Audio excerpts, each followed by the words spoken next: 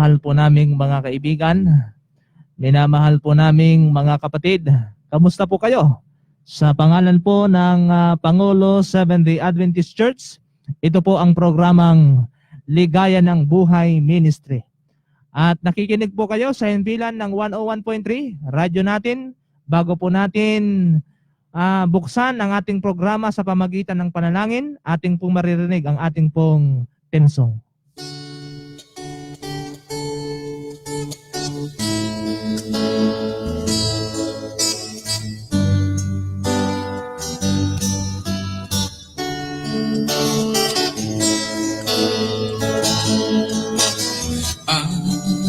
Silang sa tubig, mga kababayan natin, upang sila'y makabangon sa sakunan dumating. Ang pag-asa'y iparating, atin silang pasiglahin. Mga pagkain at gamot at damit ating iabot. Ang Diyos nawa'y huwag sisihin sa mga bagyong dumarating, pagkat siya lamang ang may hawak sa buhay at kaligtasan natin. Ating silang sagipin, mga kababayan natin, upang sila'y makabangon sa sakunan dumating. Sa paglubog ng araw, may bukas pang darating. Handog ito ng Diyos sa atin, upang siya ay ating sundin. Ating silang sagipin, mga kababayan natin.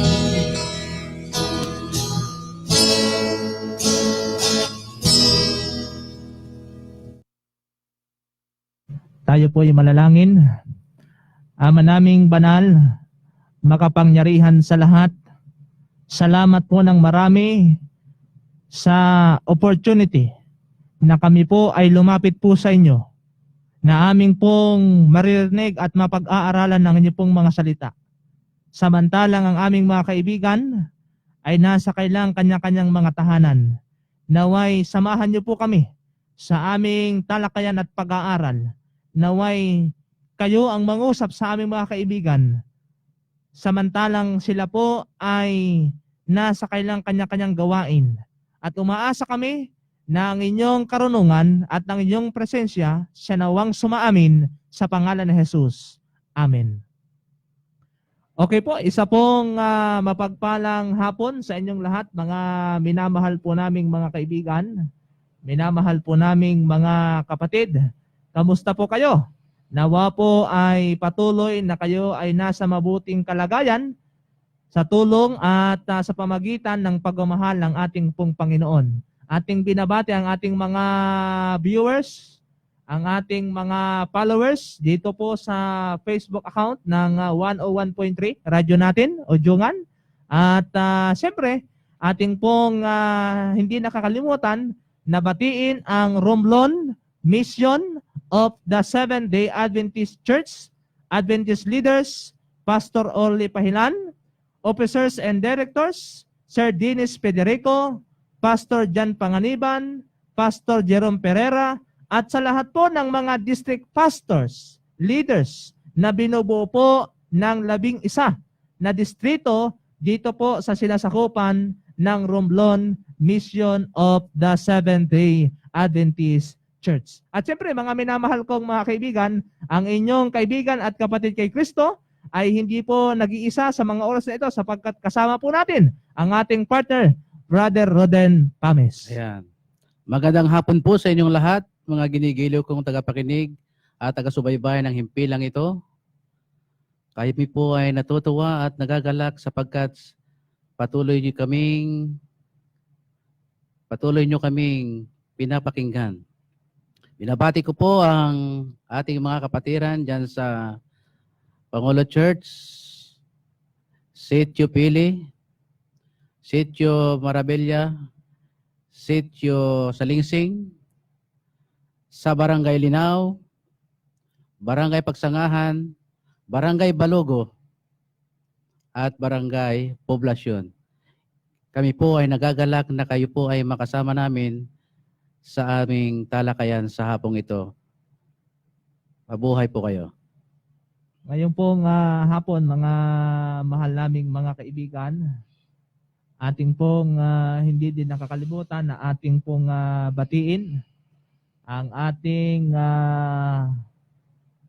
mga sponsor ng ating pong radio ministry.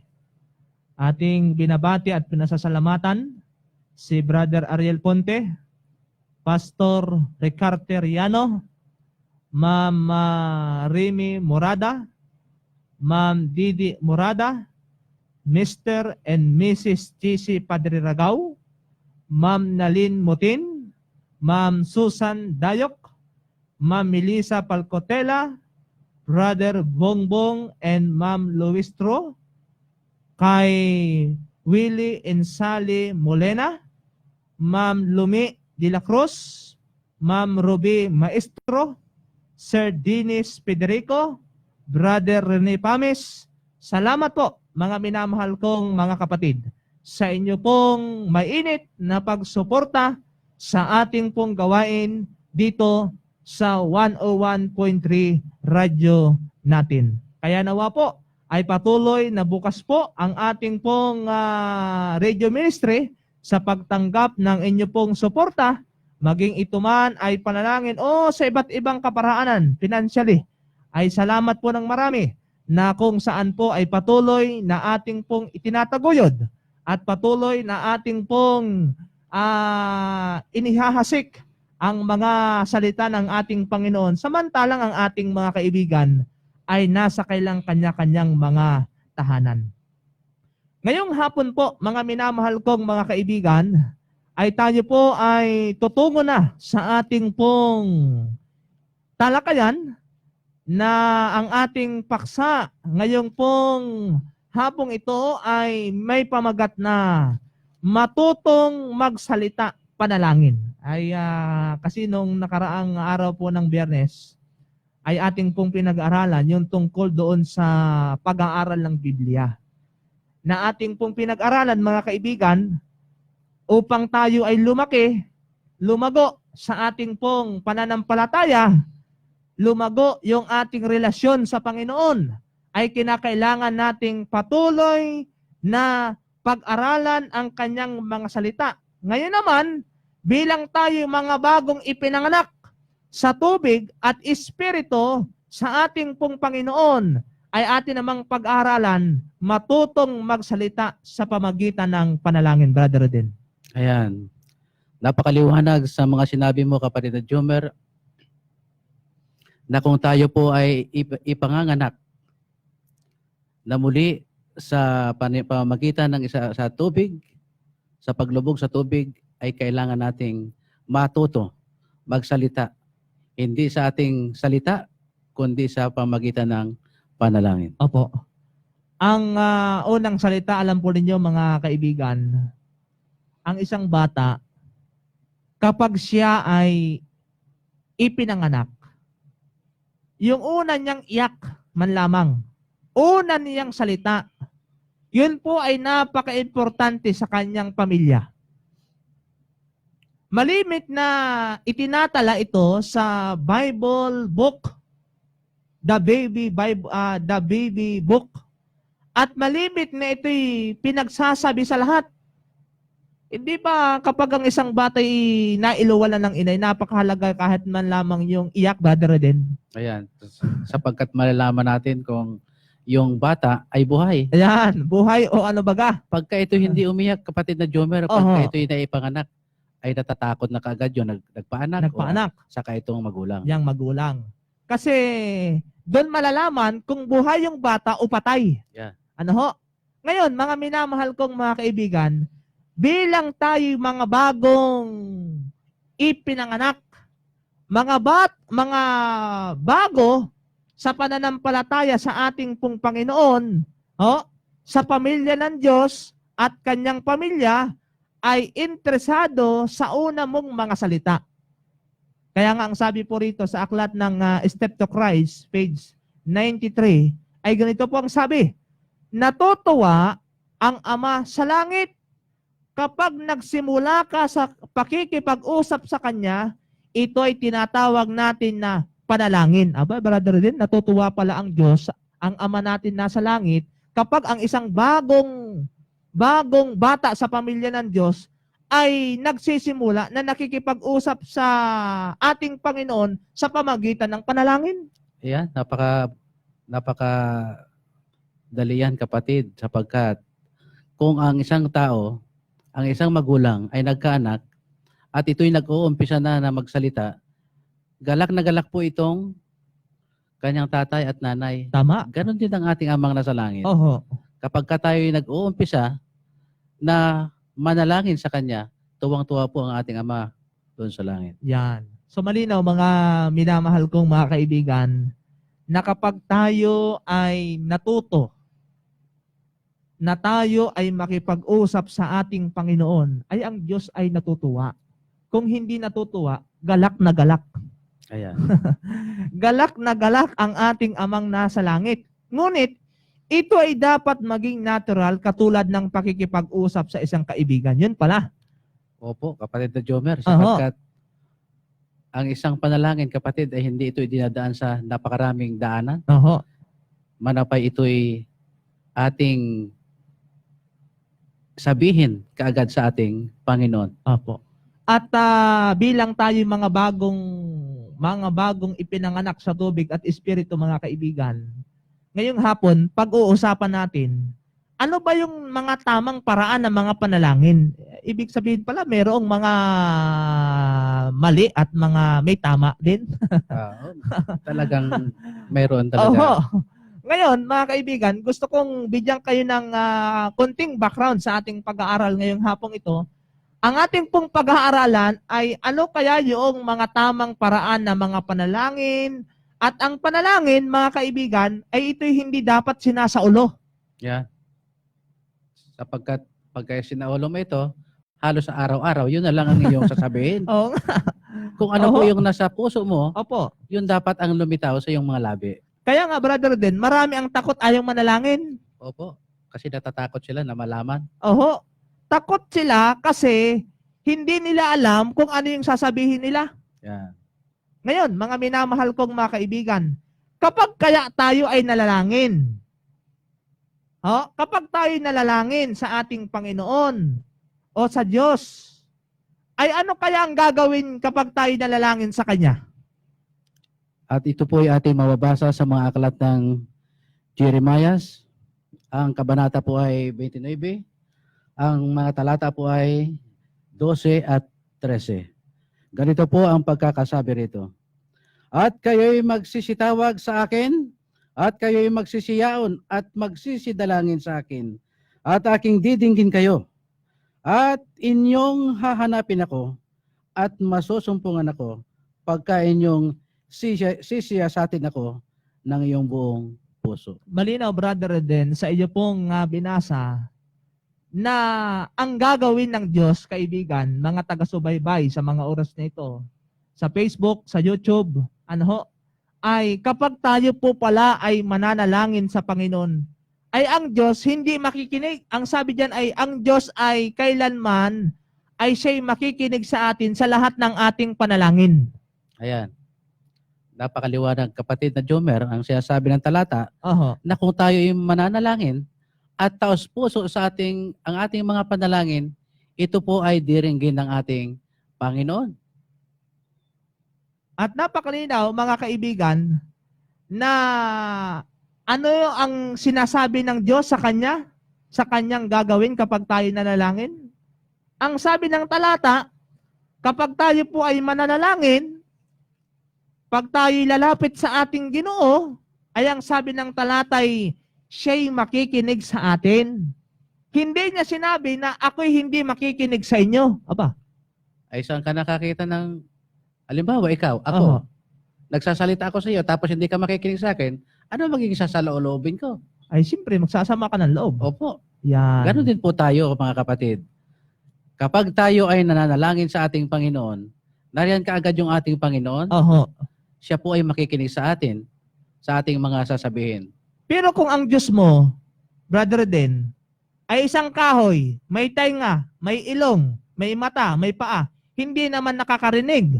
Abay, kahit anong panalangin mo, hindi ka talaga papakikinggan yan. Ayan, ay napakaliwanag, kapatid na Jomer, sapagkat sa sinabi mo nga, yung Diyos ay kahoy. Oh. May mata, may ilong. May mata, hindi nakakita. May ilong, hindi Oho. nakaamoy. Oh. May tinga, hindi nakakarinig. Oho. Paano ka maririnig noon? Yan. Paano siya sasagot sa iyong mga panalangin? Opo. So, Yan. ibig sabihin, itong Diyos na ito, na handang makinig sa atin sa lahat ng ating panalangin, ito yung totoong Diyos. Opo. Oho. At ito po ay ang pangalawang katanungan po ay, ano ang katulad ng Diyos? Basahin natin yung nasa aklat ng awit. 103 verse 13 to 14. 13 to 14, ang sabi po rito, kung paanong ang Ama ay naaawa sa kanyang mga anak, gayon naaawa ang Panginoon sa kanilang nangatatakot sa Kanya. Sapagkat nalalaman niya ang ating anyo, Kanyang inaalala na tayo'y alabok. Ayan. Ano po ang katulad ng Diyos? Ang sabi ng talata, ang Diyos ay katulad ng isang maawaing Ama.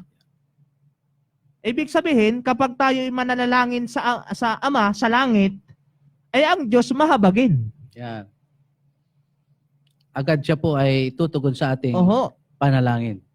Sapagkat, batid po ang ating limitasyon at alam niya yung ating pong kahinaan. Ngunit nais niyang makiugnay sa atin, mas madaling kung makikilala natin siya, ngunit kung hindi ka nakakapanalangin, kailanman maaari nag-iisip ka kung ano ang sasabihin mo sa panalangin. Yeah. Kapag ikaw, kapatid, ay hindi pa nakakapag-umpisang Nanalangin. nanalangin, ay Oho. talagang paano ka umpisa? Hindi mo alam kung paano manalangin. Kung baga, Brother Eden, simula ikaw ay nabinyagan, ay after 1 year, inatasan kang malalangin, ay simula nung pasimula ikaw ay nabinyagan kung anong buwan yon, anong araw yon, ay hindi ka pa nga nananalangin kahit ikaw ay nasa bahay. Ngayon, bibiglain kang bibigyan ng part na ikaw ay malalangin, ay talagang mapapaisip kung anong sasabihin ko doon. Ayan. Ay talagang wala kang magagawa kung hindi ka nakakapag-umpisang manalangin. Opo. Ngayon, mga minamahal kong mga kaibigan, nais po naming ibahagi sa inyo ang ilang mga paraan kung ano ba yung mga dapat nating isasabihin sa panalangin. Ayan. Ano ho? At ito ay base po sa nakatala sa banal na kasulatan ng ating pong Panginoon, na kapag nabasa mo ang mga panalangin sa Biblia, matutuklasan mo na napakarami palang maaaring sabihin sa Diyos. Kapag nakipag-usap ka sa Diyos, maaari mong sabihin ang mga sumusunod na: una, Yung nasa aklat ng Daniel. Daniel 2, ang talata ay 23. Una, kapag tayo po ay mananalangin, maaaring ding isama natin ang una nating pwedeng banggitin sa ating panalangin ay purihin siya. Purihin ang Panginoon sapagkat ang Diyos ay tunay na napakabuti sa aking buhay. Ayan. Pangalawa naman Oho. ay ang pasalamat natin sa Kanya. Opo. Ano man yung ating hinihiling sa ating Panginoon, ay dapat po natin itong pasalamatan. Hindi lamang po purihin siya, hindi lamang pasalamatan siya, kundi lahat ng ating mga nagawang kasalanan, ipahayag natin sa Panginoon. Panginoon, ako po'y nakapagkupit sa tindahan namin. Panginoon, ako po'y nakapagnakaw ng langka ng aking kapitbahay. Ninakaw ko lahat ng iyong nagawang kasalanan. Sasabihin mo sa Panginoon sa pamagitan ng panalangin. Ayan. Pagkatapos mo mahiling yung mga bagay na yon, ay hilingin mo naman na hilingin mo ang kapatawaran noon sa ating Panginoon. Yan. Hindi lamang po ating hihilingin yung pagpapatawad at paglilinis, kundi hihilingin natin ang kanyang kalooban, ang siyang mangyari. Ayan. Napakaliwanag, kapatid na Jomer, na matapos ang mga bagay na ito na nabanggit po sa pamagitan ng panalangin, Oho. ay hilingin ang kailangan sa buhay. Yan. Hindi lamang hihilingin kung ano man yung ating mga kailangan sa buhay, kailangan natin pangbiling gatas, kailangan nating pangbili ng kung ano-ano, pang tuition sa ating mga anak kasi magapasok ka na. Ayan. Hindi lamang yun mga kaibigan, kundi pwede din nating bigkasin sa ating mga panalangin na hilingin ang kapangyarihan upang tayo magtagumpay sa lahat ng tukso. Ayan. Napakaliwanag, kapatid, na kung ating pag-aaralan ng banal na kasulatan, ay sa ating pananalangin, ay naroon na lahat. Opo. Ang ating paghingi, pagpapasalamat, at ito po ay ating makakamtan lamang kung tao sa puso yung ating pananalangin sa ating Panginoon. Alam mo, brother din, hindi pa din lang tatapos eh. Marami pang pwedeng sabihin natin sa panalangin. Opo. Yun nakatala sa Santiago 1:5, sa Job 42 verse 10, nakatala sa Lucas 23 verse 33 to 34.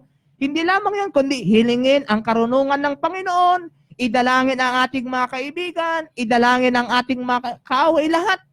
Kung baga, brother din, mga kaibigan, mga taga-subaybay, ang panalangin, hindi dapat nating sinasaulo. Kung ano yung nasa isip mo, ano yung bukal sa puso mo na gusto mong ihilingin at gusto mong sabihin sa Panginoon, sabihin mo. Ayan. Napakaliwanag, kapatid. Sapagkat itong panalangin ay itiwag mong sasabihin sa ibang tao. Opo. Sapagkat baka mamaya machismis ka. Yan. Ito'y sasabihin mo agad sa ating Panginoon. Sapagkat ang bawat nanaisin natin, alinsunod sa ating panalangin, ay kailangan makarating sa ating Panginoon, hindi sa kung sino-sino mang tao. Kaya nga, brother din, gusto din nating banggitin sa ating mga taga-subaybay, mayroong dalawang klaseng uri ng panalangin. Yung hayag na panalangin at lihim na Panalangin. panalangin. Yung hayag, kung ano yung, mga kapatid, mga kaibigan, meron pa ba kayo mga gustong hilingin sa Panginoon? Isasama natin sa panalangin. Ang Yeah. tawag dun, hayag na panalangin. Pagka sinabing lihim na panalangin, ikaw lang nakakalam nun. Yan. At yung lihim na panalangin ay maghahanap ka ng lugar na kung saan ay walang makakakita sa iyo. Opo. Kaya nga lihim eh. Oho. Ngayon, mga minamahal kong mga kaibigan, ito yung mga pwede nating sambitin kapag tayo po ay manalangin. Ngayon, kailangan dapat tayo ay manalangin. Aba, merong palang ano to? Kung baga merong bang oras, kapanahon ba lamang tayo pag mayroong lamang tayo mga problema, saka tayo mananalangin? Ano kaya? At ating tanungin ang banal na kasulatan sa napatungkol sa panalangin ito. At ito po yung ating mabasa sa mga aklat ng Efeso.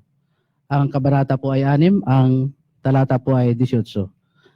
Na magsipanalangin kayo sa Espiritu ng lahat ng panalangin at daing sa buong panahon at mangagpuyat sa buong katiyagaan at daing na patungkol sa lahat ng mga banal.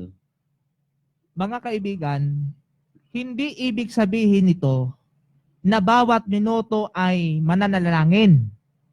Kundi, ibig sabihin nito na sa lahat ng panahon ay maaari tayong Maaari tayong manalangin, Brother Eden. Opo. Oho. Na kung saan, anumang oras, anumang araw gusto mo, ay pwede tayong manalangin. Kung baga, wala itong limit. Kung gusto mo, minuto, ikaw'y manalangin. Gusto mo, oras-oras, 24 oras, manalangin ka, walang limited.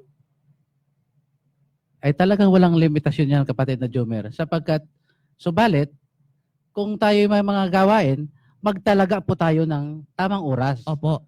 doon sa ating mananalangin. Ang tawag dyan ay commitment. Yan. Magtatalaga tayo ng oras. Halimbawa, gusto mong italagay tuwing alas 7 ng umaga. Ayan. Sa gabi naman, gusto mong tuwing alas 7 din ng gabi. Aba, itawag doon. Talagang yun ay nakatakdang oras na ikaw ay sa oras yun, anuman ang ginagawa mo, busy ka man o anuman, hindi, ay talagang ikay mananalangin sa Panginoon. Nakatalaga yun eh. Opo. At dito po sa pang-apat na katanungan, kailan pa kailangan manalangin? Yan. Bago natin sagutin yan, mga kaibigan, brother din, ang katanungang yan, ay tayo makarinig ng isang awitin papuri po sa ating Panginoon.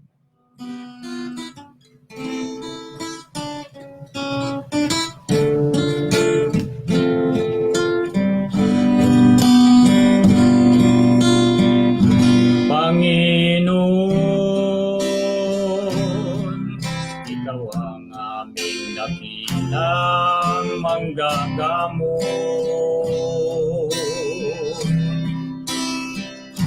Tulungan mo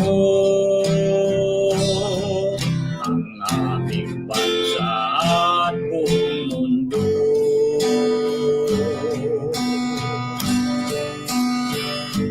Dalangin namin sa iyo, sa lutay halisin mo. Maraming buhay ang nawala sa panahong ito.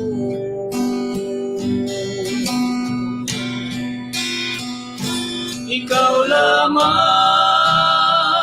ang aming pag-asa, Hesus. Hindi kami mapapago na magsusumamo hanggang makarating ang aming dalangin sa iyong piling at gabayan ang aming buhay na puno ng hinantis.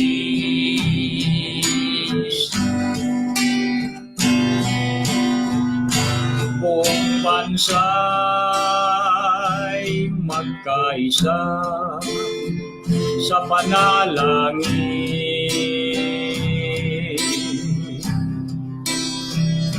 Pangamba at takot sa aming buhay yung aliwin. Mga manggagamot yung tulungan at iingatan ng maraming buhay ang may karamdaman mailigtas.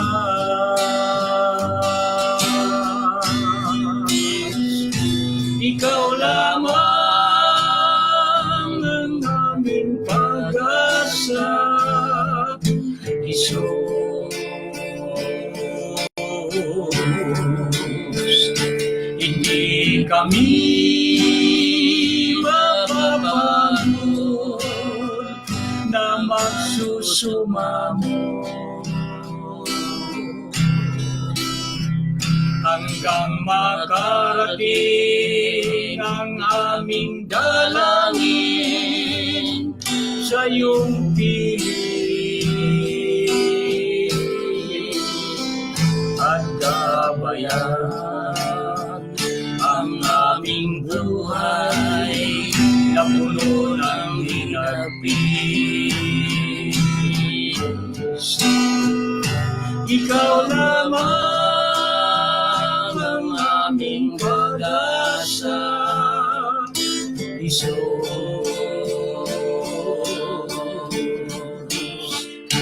Hindi kami mapapagod na magsusumamo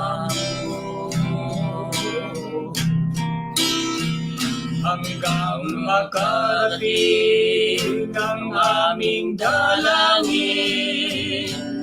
sa iyong piling at gabayan ang aming buhay na puno ng hinapis at gabayan ang aming buhay na puno ng hinapis.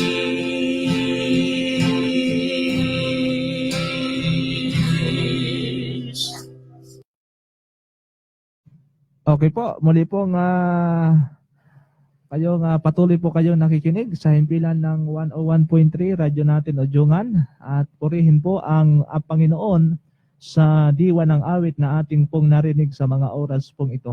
Na ngayon, Brother Eden, mga kaibigan, mga taga-subaybay, ay ating pong sagutin ang katanungan na kailan pa kailangan manalangin. Basahin natin ang aklat ng awit, 55 verse 17. Sa mga aklat ng awit, ang kabanata po ay 55, ang talata po ay 17, ay mayroon na pong sinasabi kung kailan po tayo mananalangin. Sa hapon at sa umaga at sa katanghaliang tapat, ako'y dadaing at hihibik at kanyang didinggin ang aking tinig. Yan. Abay, 3 beses pala. Napakaliwanag dito, kapatid na Jomer, Oho. na sinasabi po ng talata na tayo po ay manalangin sa hapon, sa katanghaliang, Opo. sa umaga. Yan. Yan. So, dito po, mga minamahal kong mga kaibigan, kailan pa kailangan manalangin? Ay napakalinaw na binabanggit ng talata na maaari kang manalangin anumang oras. Yan. Maraming mga Kristiyano ang mga may takdang oras ng pananalangin. Kalimitan ito ay sa umaga. Mahalaga ng magtalaga ng 10 minuto hanggang 15 minuto sa bawat araw sa pakikiugnay sa Panginoon. Hindi naman na buong 1 oras eh. Opo. Kahit na saglit lamang magtalaga tayo, mga minamahal kong mga kaibigan, pagising mo sa umaga, pagbangon mo, manalangin ka saglit. Busy ka sa tanghali, ay kahit konting oras, minuto, magpahinga kaibigan at ikaw ay manalangin. Bago matulog sa gabi, ay konting minuto, ikaw ay lumuhod at manalangin. Kung ikaw naman ay may sakit, ay huwag ka nang lumuhod kahit ikaw na lamang ay nakahiga, pwede kang manalangin. Ayan. Ibig sabihin, kapatid na Jomer, kahit ano pa man ang iyong ginagawa Opo. at gusto mong manalangin sa ating Panginoon, Oho. maaari kang manalangin. Kaya nga, busy ka man o hindi ka man busy, sobra ka mang busy kaibigan, kasi ikaw ay talagang nagtalaga ng oras ninyo, ikaw ay talagang mananalangin. Ano man ang ginagawa mo, ikaw ay mananalangin kasi itinalaga mo yun eh. Ayan. Malinaw po na sinasabi po doon sa talata na kung ikaw ay mananalangin, ay ihayag mo ito sa pamamagitan ng iyong panalangin. Ngayon, Brother Eden, marahil katanungan din ito ng ating mga kaibigan. Kung tayo ay mananalangin, saan dapat tayong mananalangin? Ayan. At ating buksan ang ating mga banal na kasulatan sa mga aklat ng Matthew, chapter 18, verse 20. Ang sabi po rito, sapagkat kung saan nagkakatipon ang 2 o 3 sa aking pangalan, ay naroon ako sa gitna nila. Aba, ay malinaw, Brother Eden. walang binanggit na walang specific kung saan. Yan. Kung saang lugar. Ano ho? Kahit saan. Kahit saan. Basta mayroong pagtitipon. Pagtitipon. Pero kung ikaw ay halimbawa, ay gusto mong manalangin, maraming tao, ay nasa gitna ka ng krasada, ay halimbawa, sabi mo ay tuwing 6:00 ng hapon ako ay manalangin, eh ikaw ay namamalingke, ay nasa gitna ka ng karamihan ng mga tao, ay bigla kang huminto at ikaw ay nanalangin, aba, parang hindi naman mabuti yun, kundi kaya ikaw ay nanalangin sa maraming tao, parang nagpapasikat ka lang. Yan.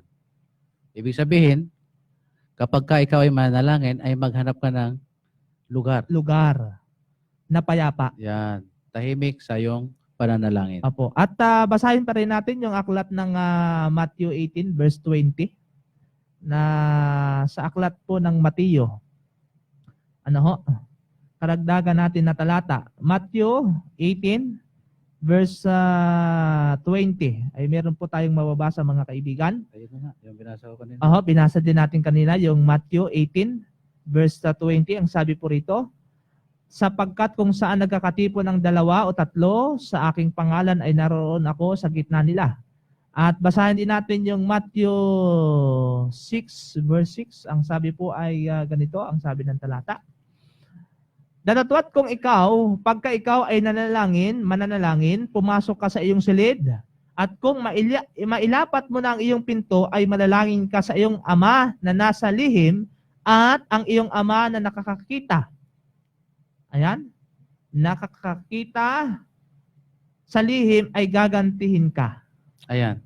Napakaliwanag kapatid na Jomer. Aha. Sa sinabi ko nga kanina na kailangan maghanap ka ng lugar na tahimik. Opo. Ang sabi po ng talata ay pumunta ka doon sa silid Mhm. at ipinid mo ang iyong pinto upang maging tahimik ang iyong panalangin sa ating Panginoon. Yan. So mga kaibigan, napakahalaga po na tayo ay manalangin doon sa tayo ay komportable. Yan.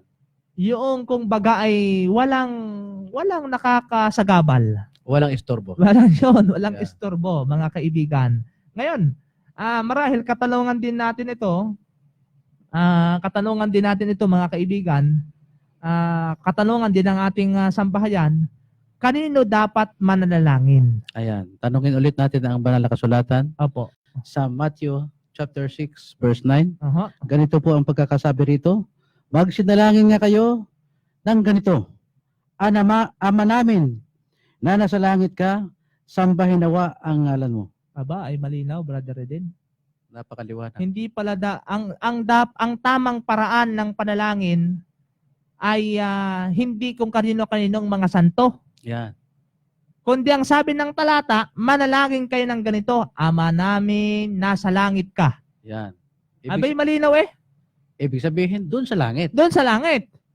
Hindi kung kanino-kaninong mga tao, kung Yan. kanino-kaninong mga santo. Yan. Ay ang sabi ng Biblia, magsisidalangin kayo dyan, ay may tainga, hindi naman nakakarinig. Ayan. May paa, hindi naman nakakalakad. May mata, hindi naman nakakakita. May ilong, hindi man nakakaamoy. Kaya dito, mga minamahal kong mga kaibigan, malinaw na kanino dapat tayong manalangin? Ang sabi ng talata, magsidalangin kayo ng ganito, Ama naming nasa langit ka. Abay, malinaw.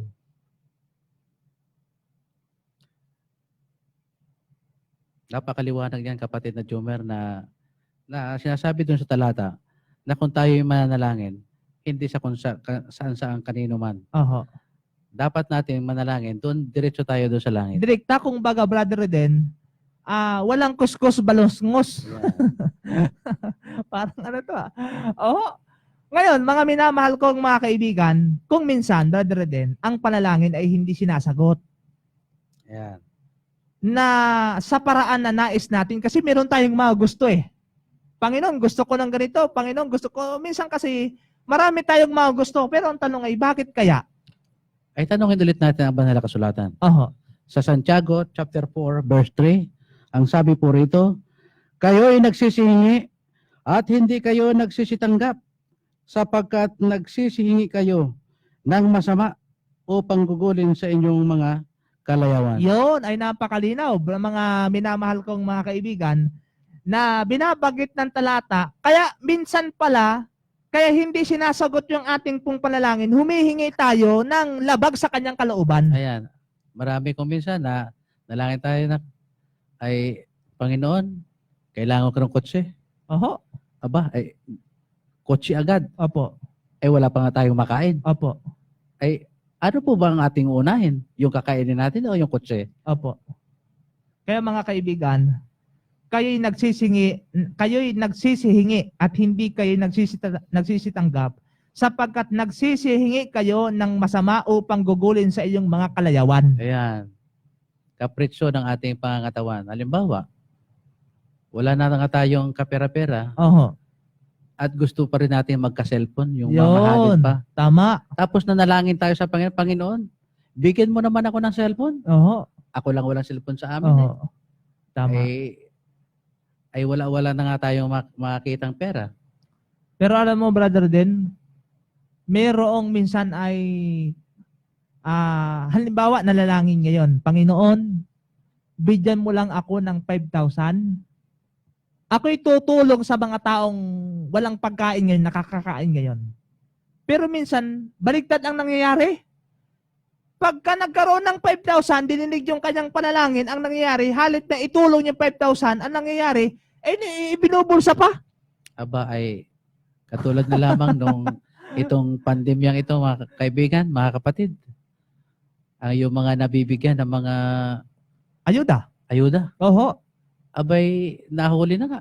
Dahil naibili na ng droga. Oho. Ay yun ang hindi pinapayagan ng ating Panginoon.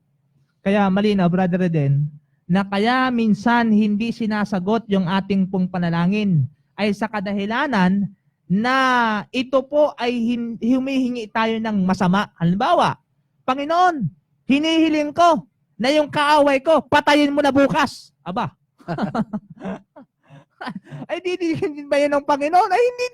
Masama yun eh. Masama yun. Labag sa kanyang kalooban yun at ang sabi ng 10 utos, huwag kang papatay. Eh, paano didinggin yun? Ayan.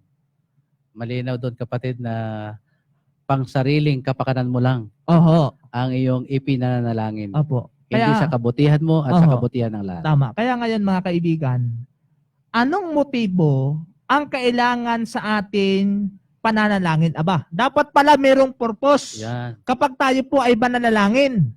Ngayon, tanungin natin ng Biblia, anong motibo ang kailangan sa atin kapag tayo mananalangin? Ating basahin sa Santiago chapter 1 verse 6. Ang sabi po rito, ngunit humingi siyang may pananampalataya na walang anumang pag-aalinlangan sapagkat yaong nangangailangan ay katulad ng isang alon ng dagat na itinutulak ng hangin at ipinapadpad sa magkakabila. Napakaliwanag dito, kapatid na Jomer, na Opo. kung tayo hihingi, ay sampalatayanan natin Oho. na ito'y ating tatanggapin. Maliwanag po ang talata na Opo. sa ating pananalangin at paghingi sa ating Panginoon, kung hindi po ito natin sinasampalatayan na ito'y kanyang ibibigay, ay walang darating talaga. Oho. At malinaw din yung mga kaibigan sa talata na ating binasa. Kapag tayo ay mananalangin, samahan natin ng paniniwala. Ay nanalangin ka, hindi ka naman naniniwalang sasagutin ng Diyos. Eh paano yun? Nag-aalinlangan. Nag-aalinlangan. Kaya ang sabi ng talata, kapag tayo ay nalalangin at sinasampalatayanan mo yung iyong panalangin, ay hindi dapat tayo yung parang alon. Yan. Anong ibig sabihin? Pabalik-balik. Yung pabago-bago. Ngayon, naniniwala. Bukas hindi na. Yan. Ay paano yun? Baliwala yun, kapatid. Yan. Oho. Kaya mga minamahal kong mga kaibigan, malinaw sa ating pong pag-aaral, dapat kapag tayo mananalangin, always think positive. Sagutin man o hindi, yung ating pong panalangin, ikaw pa rin ay patuloy na mananampalataya na ito'y sasagutin pa rin ng ating pong Panginoon. Kaya isa pa mga kaibigan, kapag tayo nanalangin, sagutin man ito ng Diyos o hindi, ikaw pa rin ay dapat ay magpasalamat sa Diyos. Patuloy ka pa rin manalangin. Halimbawa, hindi ka sinasagot sa iyong panalangin, mayroong dahilan ng ating Panginoon kung kaya't hindi sinasagot. Patuloy ka pa rin manalangin. Opo. So, malinaw yan mga mahal naming mga kaibigan na talagang kapag tayo po ay nanalangin, 100% sampalatayan na natin ang mga bagay na iyan. Okay? Dumako tayo sa katanungan. Ngunit ano ang ipinangako ng Diyos sa iyo? Oho. Ating basahin yung aklat ng Roma. 8 ang talatay 26 hanggang 27. Merong palang pangako ang ating pong Panginoong Hesus. Ang sabi po rito, at gayon din naman, ang Espiritu ay tumutulong sa ating kahinaan, sapagkat hindi tayo marunong manalangin ng nararapat. Ngunit ang Espiritu rin ang namamagitan dahil sa atin ng mga hibik na hindi maisasaysay sa pananalita. At ang nakasisiyasat ng mga puso ay nakakaalam kung ano ang kaisipan ng Espiritu, sapagkat siya ang namamagitan dahil sa mga banal alinsunod sa kalooban ng Diyos. Ito mga minamahal ko mga kapatid, mga kaibigan. Kung tayo man po ay hindi marunong manalangin, marunong ka man o hindi mo kailangan mag-alala, Brother Eden. Opo, sapagkat uudyukan tayo ng banal na Espiritu. Oho. Huwag tayong mag-alala. Marunong ka man o hindi, huwag kang mag-alala. Bakit? Tutulungan ka ng Espiritu ng Diyos upang ikaw ay makapanalangin. Sapagkat ikaw ay ano? Ikaw ay bata kay Kristo at ang iyong mga salita ng bata. Mas nananabik ang Diyos na makinig ang iyong mga unang pananalita.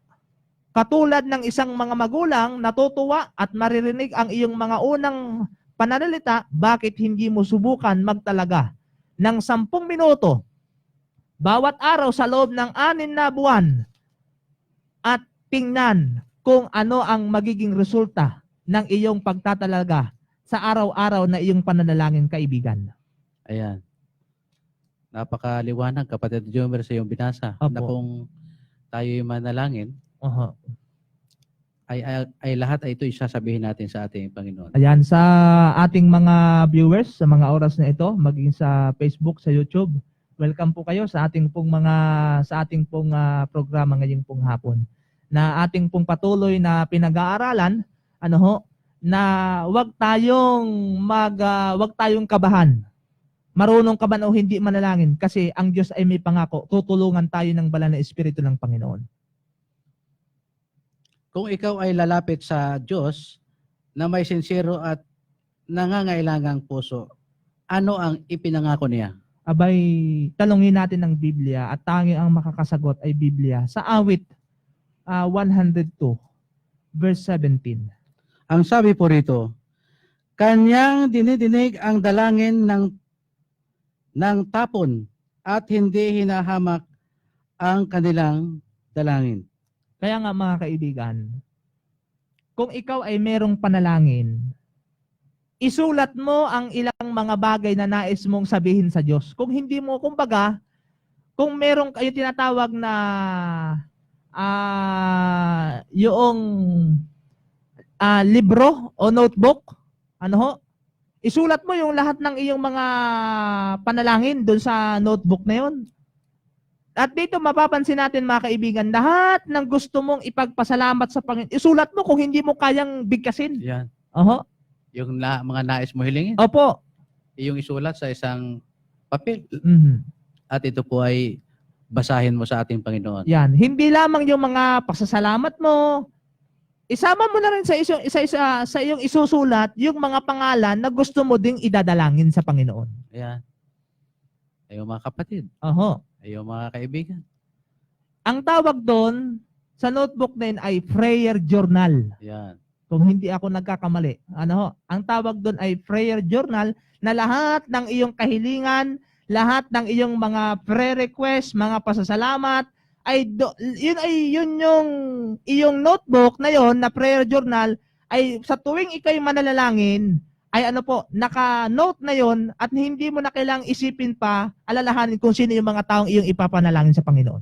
Ayan. Kung gusto mo talagang maipanalangin, magtala ka sa iyong papel o kaya sa iyong notebook Opo. ng mga nais mong ipanalangin at pasasalamatan.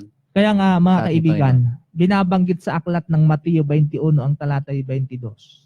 At lahat ng mga bagay na inyong hilingin sa panalangin na may pananampalataya at inyong tatanggapin. Ayan. Ay napakalinaw, Brother Eden, na ang sabi ng talata, lahat. So kung ano yung gusto mong hilingin sa Panginoon, hindi na kailangan ito salain pa kung ano, tama ba yan? Tama ba yung grammar niyan? Tama ba yan? Hindi na. Ano man yung gusto mong hilingin sa Panginoon, ay itong hilingin. At ang sabi ng talata, na may pananampalataya at iyong tatanggapin. Ayan. Napakaliwanag na sinasabi po ng talata na lahat ng iyong hihilingin, ngunit ito'y sasampalatayanan mo, ito po ay ibibigay at diringgin ng ating Panginoon. Malinaw mga kapatid, na kung tayo man ay manalangin, hindi naman tayo naniniwala, magiging walang kabuluhan ito. Kasi, kaya naman ikaw'y manalangin sa Panginoon kasi naniniwala ka na yung iyong panalangin ay sasagutin ng Diyos. Kasi ang Diyos natin, hindi naman bingi. Brother Rodel? Yan. Hindi bingi. Kasi yung Diyos natin, siya'y Diyos na buhay. Siya'y Diyos na makapangyarihan. At ang sabi ng talata na binasa natin kanina, siya ay makikinig sa lahat ng ating mga panalangin. Ayan, pero may pasubali dyan, kapatid Jomer. Opo. Sapagkat yung ating babasahan itong sa mga aklatang kawikaan, Oho. ang kabanata po ay 28, Mhm. ang talata po ay 9, Opo. siyang naglalayo ng kanyang pakinig Opo. sa pakikinig ng kautusan, Mhm. maging ang kanyang dalangin Mhm. ay karumalduman. Yun. Ay ibig sabihin pala, yung mga taong suwail. Yan. Oho. Mga taong suwail. Ayaw makinig sa salita ng Panginoon. Pilit na yung kanyang taingay ipaling at ayaw talaga niya mapakinggan. Ay yung panalangin niya ay magiging karumal-dumal. Yan. Sinasabi ng talata, gaano man kahaba, gaano man katagal ang iyong panalangin, kung ikaw ay ang iyong pakinig ay ilinalayo mo sa kautusan ng ating Panginoon, maging ang iyong dalangin ay karumal-dumal. Kaya dito mga kaibigan, mga kapatid, ano man ang iyong kahilingan sa Panginoon, ano man ang iyong kung mga nais hilingin sa Diyos, maaaring ang iyong asawa ngayon ay nakaratay. Maaaring ang asawa mo ngayon ay nasa malubhang karamdaman. Lumapit ka sa Panginoon, kaibigan. Lumuhod ka sa Panginoon. Hilingin mo sa Diyos na ipagkaloob ang kagalingan sa iyong mahal sa buhay. Wala kang boyfriend? Wala kang girlfriend? Gusto mo mag-asawa? Lumuhod ka sa Panginoon. Hilingin mo sa Panginoon. Sapagkat ang Panginoon ay handang makinig sa lahat ng ating mga panalangin. Wala kang trabaho, manalangin ka sa Panginoon. Ang iyong bahay ay butas-butas. Pag umuulan, basang-basa kayong lahat. Manalangin ka sa Diyos, kaibigan. Handang makinig sa iyo ang ating Panginoon. Kaya nga ang sabi ng Biblia, at iyong hanapin ako, at nasusumpungan ako, pagka iyong sisiyasatin ako ng iyong buong puso. Lumapit tayo sa Panginoon. At masusumpungan natin ang ating Panginoon ng buong puso, buong buhay, buong kaluluwa. At ngayoy, magkakasumpong tayo ng kasagutan sa lahat ng ating pong mga panalangin. Brother Eden? Tama yan, kapatid. Kung kayo ay patuloy na lalapit sa ating Panginoon, buksan ang ating mga puso. Hilingin sa ating Panginoon na patuloy tayong gabayan, pagpalain sa araw-araw. Lumapit kayo sa Diyos para mapagbigyan ang ating mga kahilingan. Huwag kang mahiya, kaibigan, na ika'y lumapit sa Panginoon. Ikaw man ay merong mabigat na dinadala. Maraming mga pagsubok, maraming mga problema sa buhay. Ang Diyos ay handang makinig sa iyo. Ang Diyos ay nag-iintay sa iyo. Panginoon, kami po ay walang panghapunan. Wala kaming pang-umagahan. Lugod ka sa Panginoon. Lumapit ka sa Panginoon. Panginoon, wala kaming pangpatayo ng bahay. Manalangin ka sa Panginoon. Manampalataya ka sa Panginoon. At ang sabi ng talata, inyong tanggapin. Sapagkat iyong itong sinasampalatayanan ng iyong buong puso, buong buhay, ikay nananampalataya sa Panginoon. Meron ngang isang babae na halos 2 taon na, 12 taon siya ay inaagasan. Pero nang oras nang siya ay lumapit po sa ating Panginoon, oras nang siya ay lumapit sa Panginoon, humawak sa salaylayan ng kanyang mga damit, ay sa oras din yun, pinagaling siya ng ating Panginoong Hesus. Kaibigan, ano man ang iyong suliranin, ano man ang iyong pangailangan sa buhay, ano man ang iyong mga pagsubok na naranasan sa iyong buhay, ang Diyos ay handang makinig sa iyo. Nag-iintay sa iyo. Kailangan man natin ay lumapit at panghawakan ang kanyang mga pangako. Mga kaibigan, wala na tayong panahon upang tayo patuloy magtalakayan. Kaya sa ating pagtatapos, inaanyayahan ka namin na tayo ay yumuko at tayo po'y manalangin. Mapagmahal naming Panginoon, narito ang aming mga kaibigan. Sila'y may mga karamdaman. Sila'y merong mga pangangailangan sa buhay. Batid ninyo ang kailang kalalagayan sa mga oras na ito. Ano man, Panginoon, ang kailang mga kahilingan, naway ito'y inyong tugunin. Ipagkaloob ang lahat ng kailang mga pangailangan.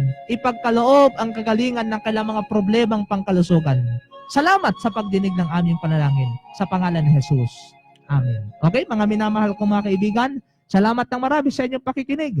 At muli, ako ang inyong kaibigan, kapatid kay Kristo, Brother Jomer Tayhon, na nagsasabi, subayin niyo nawa ang ating Panginoon sa mga oras na ito. Radyo natin.